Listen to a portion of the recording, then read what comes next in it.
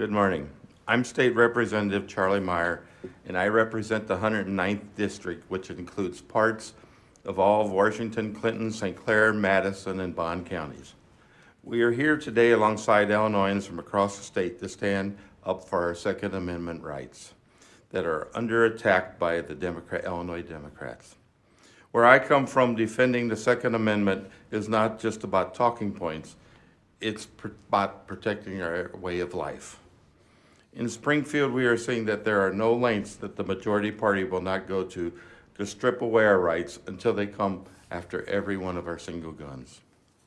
In 2023, we saw the passing of the unconstitutional so-called assault weapons ban. Since even before this bill was passed, I was saying that this violates the Constitution, and now the state of Illinois is spending your tax dollars to defend the unconstitutional overreach in the courts, while other essential state agencies remain underfunded. The Democrats said they would only affect a small portion of our guns, and they wouldn't come for handguns, but they didn't stop there. House Bill 4045 was filed in the General Assembly, and it seeks to outlaw the sale of Glock pistols and any other handgun that would potentially be converted into full auto, which, by the way, is already illegal. Let's be crystal clear. These bills do not target criminals. They target law-abiding gun owners and hunters across the state of Illinois. The FOID card system is broken. Red tape makes it increasingly difficult for citizens to exercise their constitutional rights. Instead of fixing the broken system, the Democrats expand it and create more barriers for responsible gun owners while doing nothing to address violent crime in Chicago and across our state. While Democrats push stricter laws on law-abiding citizens, they also support abolishing cash bail and push soft on-crime policies that put repeat offenders back on our streets, endangering our families. Illinois Democrats are soft on crime, but tough on gun owners. Whether you live in Chicago or Southern Illinois, you should have a constitutional right to bear arms. House Republicans are proud to stand with the advocates at the Capitol today to stand up for our freedom. I would now like to introduce my colleague from Decatur, Representative Regan Deering. Hello, I'm State Representative Regan Deering of Decatur, and I represent Central Illinois' 88th House District, covering all or parts of DeWitt, Livingston, Macon, McLean, and Piatt counties. Today, we are here standing up for freedom. We're standing alongside the people that have come to the Capitol in support of their Second Amendment rights. Here in Illinois, lawmakers are notorious for overreaching and installing frivolous mandates on law-abiding citizens. I was here just 2 short months ago advocating against unnecessary and burdensome mandates on homeschooling. And yet again, I am joined by colleagues to speak out against more harmful legislation introduced by the majority party that seeks to infringe on our rights.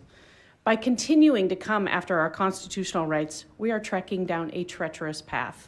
The Democrats know this and yet still continue to introduce legislation that deteriorates the remaining trust in our government and infringes on our rights, and that is wrong.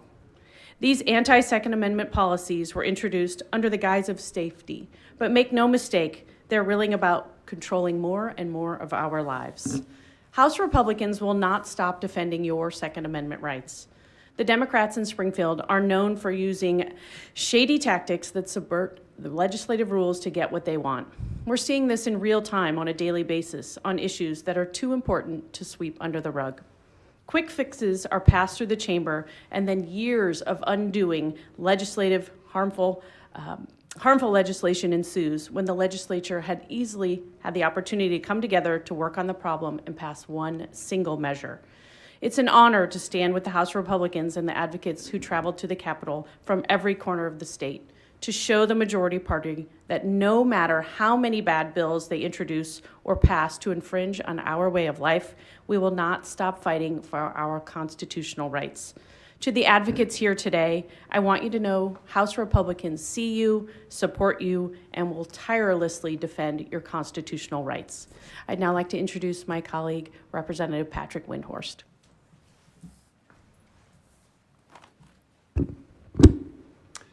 Thank you.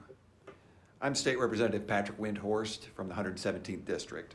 I currently serve as a House Republican floor leader and am the minority spokesperson for the Criminal Law Judiciary Committee and the Gun Violence Prevention Committee. Since I first took office in 2019, I've worked diligently alongside my fellow Republicans in the House to protect Second Amendment rights for law-abiding citizens. The people I represent take their responsibility to care for, store, and use their firearms very seriously. Sadly, that fact is often ignored as a supermajority in both chambers of this General Assembly have time and again passed legislation that erodes the constitutional right to bear arms. I'd like to be more specific in my criticisms of these policies by providing a few more of the most egregious examples of Democrats working to limit the Second Amendment rights of law-abiding citizens. First, Illinois' FOID card system imposes a state-level barrier to firearm ownership, which turns what would be a federally guaranteed constitutional right into merely a privilege paid for by gun owners and regulated by our state. In previous General Assemblies, I have sponsored legislation that would eliminate the FOID card and restore gun ownership as a guaranteed right under the Constitution. Second, Illinois' ban on semi-automatic weapons outlawed the use and possession of multiple weapons that are in common use by law-abiding citizens. The Supreme Court's 2008 Heller decision held weapons in common use are protected by the Second Amendment. This law hurts the ability of law-abiding citizens to protect themselves. Third, I believe that Illinois' law runs afoul of the U.S. Supreme Court Bruin decision from 2022, which held that gun regulations must align with the country's historical tradition of firearm regulation. Illinois' laws, such as the ban on assault weapons and high-capacity magazines, likely fail this test. Fourth, and finally, I am concerned that despite many early federal rulings and injunctions against several Illinois gun laws, members from the Democratic side of the aisle continue to push further restrictions on gun ownership. These restrictions hurt only our law-abiding citizens. For example, Senate Bill 8, which was heard on a subject matter hearing last week in the Gun Violence Prevention Committee, is an unworkable law that lays out large fines for law-abiding gun owners who are found to have violated the statute's safe storage provisions. SB 8 is problematic in many ways.